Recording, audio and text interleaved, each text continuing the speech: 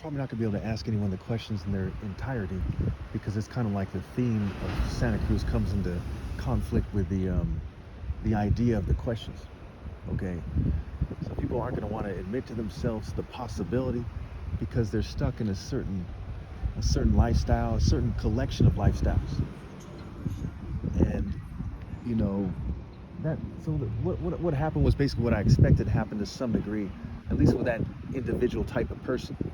So when I meet people, I'm never really surprised by what they say or what they do because it's usually consistent with what you see, right? What you see is what you get. They're open books. So as I press forward with this little project, I know that the end is what I expect, what I predicted.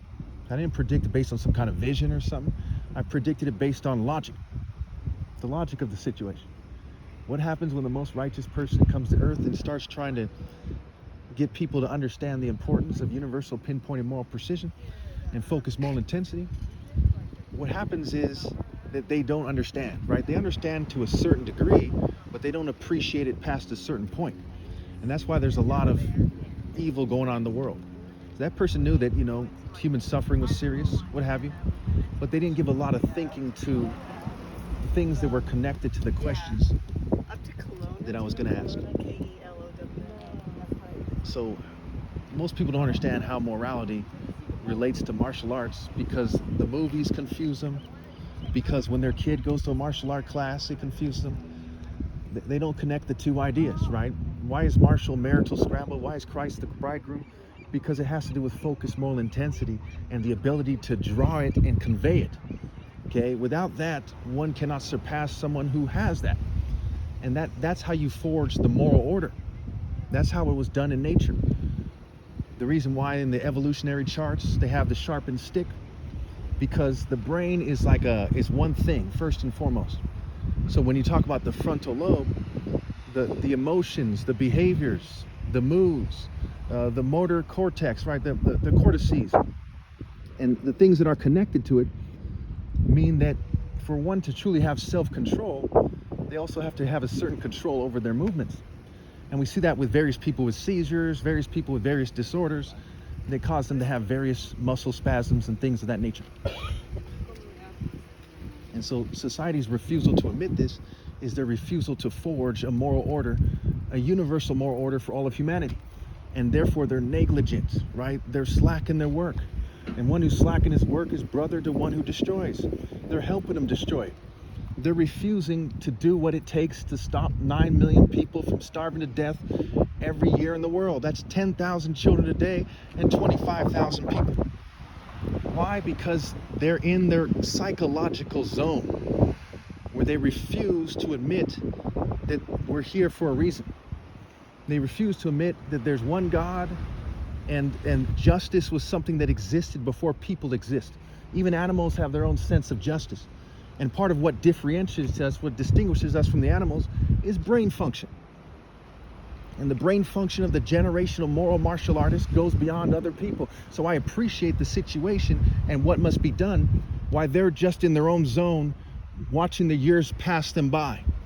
That's why the enemy of Horus, who's Set, we see the word waste is a play on words for waste set, because they're wasting their time. And that's why the worldly martial artists wear a martial art belt around their waist. And the highest belt to them is the black belt, because they worship the devil. They believe in wasting their time in upholding the social orders that are laying waste the planet. There's no other way it could be. You see, I deal in the facts. They deal in theories. I deal in morality. They deal in psychology. I deal in the truth. They deal in falsehood. And as we see this thing play out, how can I not be disgusted? How can I not be heartbroken? How can I not feel betrayed by a humanity, a society that refuses to come together for what is right, so what is wrong flourishes? That's what is talked about in the Bible with the Garden of Eden. It's the idea of a spiritual place where the righteous exist and interact, and the fruit of the righteous is wisdom, and the fruit of true wisdom is righteousness. So therefore, the garden, the vineyard of the Lord, is a place of righteousness and justice, as opposed to the secular state, which is a place for self-indulgence and wickedness and people following mere emotion instead of principle.